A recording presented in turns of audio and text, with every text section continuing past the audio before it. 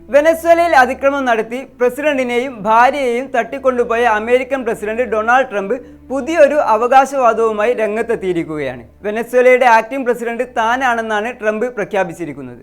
സമൂഹ മാധ്യമമായ truth സോഷ്യലിൽ post ചെയ്ത എഡിറ്റഡ് ഇമേജിലായിരുന്നു ഈ അവകാശവാദം.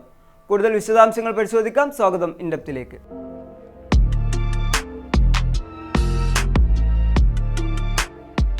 വെനസ്വേലയിൽ കടന്നുകയറി നിക്കോളാസ് മഡൂറോയെ അമേരിക്ക തട്ടിക്കൊണ്ടുപോയ ശേഷം അവിടെ ആക്ടിംഗ് പ്രസിഡന്റായി അധികാരമേറ്റത് ഡെൽസി റോഡ്രിഗസ് ആയിരുന്നു. സുപ്രീം കോടതിയുടെ നിർദ്ദേശപ്രകാരമായിരുന്നു ആ ചുമതല മഡൂറോ സർക്കാരിലെ വൈസ് പ്രസിഡന്റായിരുന്ന ഡെൽസി ഏറ്റെടുത്തത്. ഇപ്പോഴിതാ താനാണ് ആക്ടിംഗ് പ്രസിഡന്റ് എന്ന് അവകാശപ്പെട്ട് രംഗത്തെത്തിയിരിക്കുകയാണ് ട്രംപ്. വിക്കിപീഡിയ പ്രൊഫൈലിൽ വെനസ്വേലയുടെ ആക്ടിംഗ് പ്രസിഡന്റ് എന്ന് കൂട്ടിച്ചേർത്തിരിക്കുന്ന എഡിറ്റഡ് സ്ക്രീൻഷോട്ട് ഇമേജ് പങ്കുവച്ചാണ് ട്രംപ് തന്റെ പ്രഖ്യാപനം നടത്തിയത്. 2026 ജനുവരി മുതൽ താനാണ് വെനസ്വേലയുടെ ഭരണാധികാരി എന്ന നിലക്കാണ് ട്രംപിന്റെ പോസ്റ്റ്.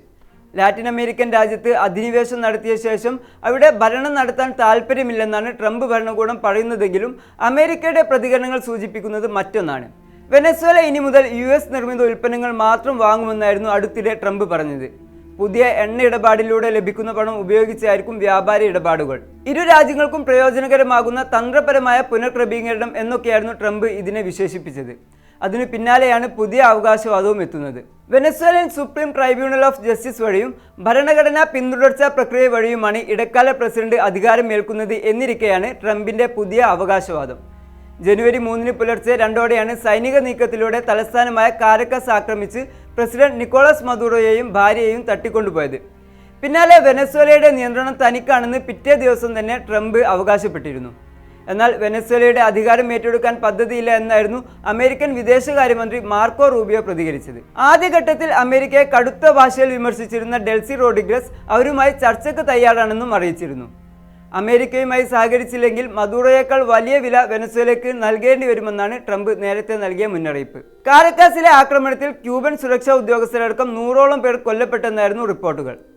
മദൂറോക്കും ഭാര്യയ്ക്കുമെതിരെ ലഹരിമരുന്ന് ഇറക്കുമതി അടക്കമുള്ള കുറ്റം ചുമത്തിയ അമേരിക്ക കേസിൽ വിചാരണ ചെയ്യാനായി ന്യൂയോർക്കിലേക്കാണ് കൊണ്ടുപോയത്.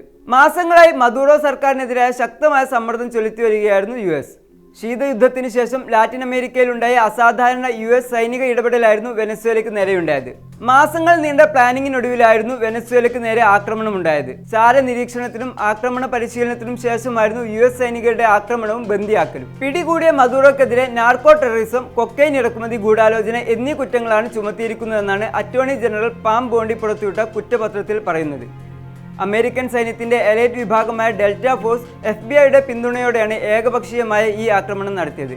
രഹസ്യായുധം പോലും ഉപയോഗിച്ചിരുന്നു എന്നാണ് റിപ്പോർട്ടുകൾ.